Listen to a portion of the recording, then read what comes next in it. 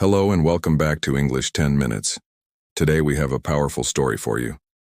It's about heartbreak, a terrible injustice, and what happens when someone decides to fight back, not with anger, but with quiet intelligence. Have you ever felt completely wronged? What do you do when the system doesn't seem to help? Let's dive into Liam's story and see how he navigated a devastating betrayal. This is The Unspoken Reckoning. Liam Callahan wasn't the type to look for trouble. At 26, he was what most people in their small Ohio town called a good guy. He worked hard at the local hardware store, always had a kind word, and dreamt of one day opening his own custom woodworking shop.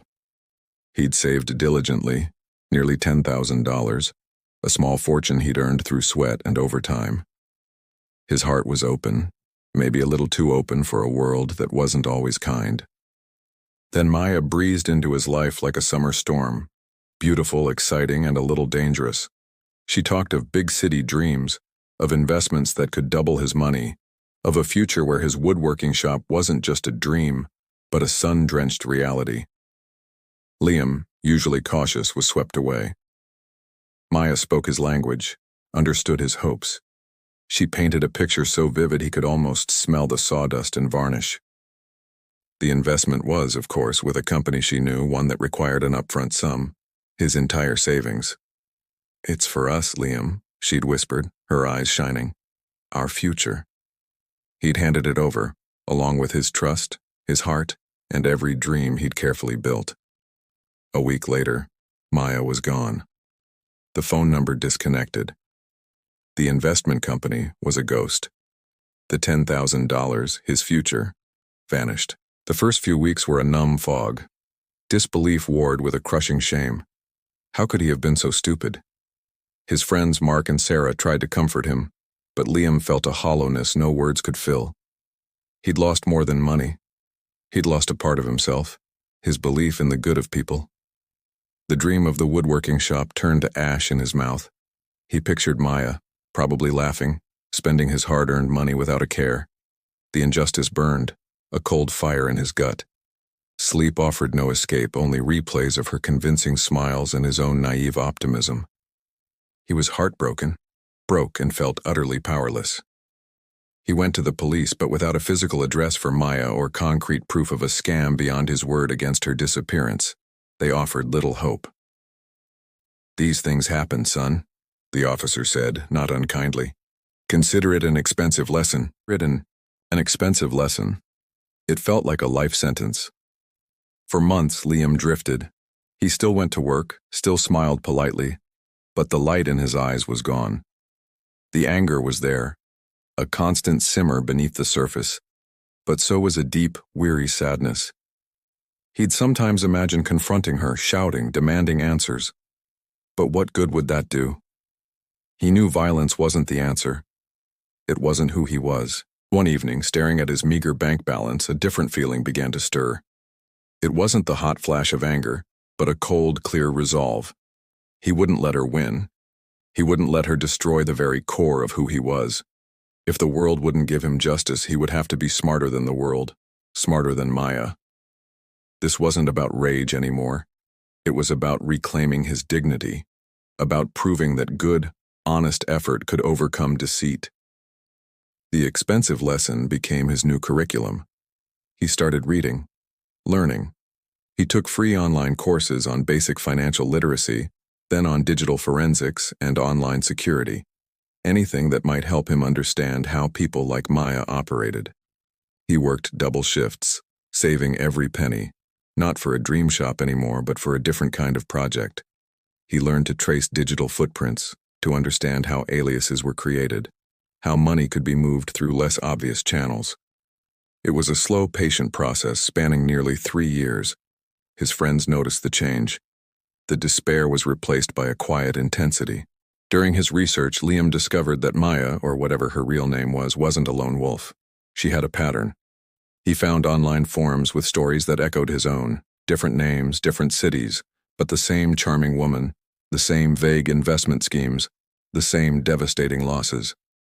He meticulously gathered these stories, cross-referencing details, looking for common threads. He was building a case, piece by painstaking piece. He wasn't just fighting for himself anymore. He was fighting for all the good guys she'd left in her wake. The breakthrough came when he traced a series of small, seemingly insignificant online transactions linked to one of Maya's known aliases to a boutique PR firm in Chicago that specialized in reputation management for up-and-coming socialites. And there she was, under a new name, Isabelle Dubois, posing as a philanthropist, schmoozing with the city's elite. She was even chairing a high-profile charity gala. The irony was a bitter pill. Liam now had a target, a time, and a place.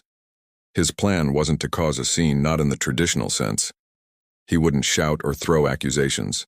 His weapon would be the truth, delivered calmly and irrefutably. He created a simple, anonymous website. On it, he laid out Maya's Isabel's pattern, using only verifiable facts, redacted bank slips from his own loss, showing the transfer to an account he later linked to her, and anonymized testimonies from other victims he'd cautiously contacted, who agreed to share their stories if their identities were protected. He included screenshots of her various online personas, side by side. He called the website The Hidden Ledger. The night of the charity gala, Liam was hundreds of miles away in his small Ohio apartment. He didn't need to be there. An hour before the event began, he sent an email. It contained a single link to the Hidden Ledger. He sent it to the board members of the charity, to the major sponsors of the gala, to a couple of well-known investigative journalists in Chicago he'd identified, and, crucially, to the wealthy older businessman who was rumored to be Isabel's latest benefactor and potential investor. Liam sat back, his heart pounding. This was it. He'd done all he could. There was no guarantee it would work. She could deny everything. People might not believe an anonymous website. The suspense was a tight knot in his chest. He didn't have to wait long. The next morning, one of the Chicago journalists emailed him back, asking for more details if he was willing to talk, even anonymously. Then, a trickle of news started appearing online. Whispers about Isabelle Dubois, questions about her background. The charity event had apparently gone on, but with a palpable tension in the air. Within a week, the story broke. Not in a loud explosion, but in a series of uncomfortable articles and hushed society columns. The PR firm dropped Isabel as a client. Her prominent new benefactor quietly distanced himself. The charity launched an internal review. Maya's carefully constructed world began to unravel, not because of shouting or violence, but because of meticulously gathered facts. She wasn't arrested. The burden of proof for criminal fraud across state lines was high, and Liam's evidence, while compelling, was still circumstantial in the eyes of the law for a new criminal case. But her social standing vanished. Her access to wealthy, trusting individuals evaporated. Her reputation, the currency she traded in, was worthless. She disappeared from the Chicago social scene as quickly as she had arrived. Liam never got his $10,000 back. He knew he probably never would. But that wasn't the point anymore. He read about Maya's quiet downfall, not with triumph, but with a solemn sense of closure. He had faced the injustice, not by mirroring its ugliness, but by using his intellect, his patience, and his quiet determination. He had taken the expensive lesson and turned it into a testament to his own resilience. The fire in his gut had cooled, replaced by a quiet peace. He looked around his small apartment. He still worked at the hardware store.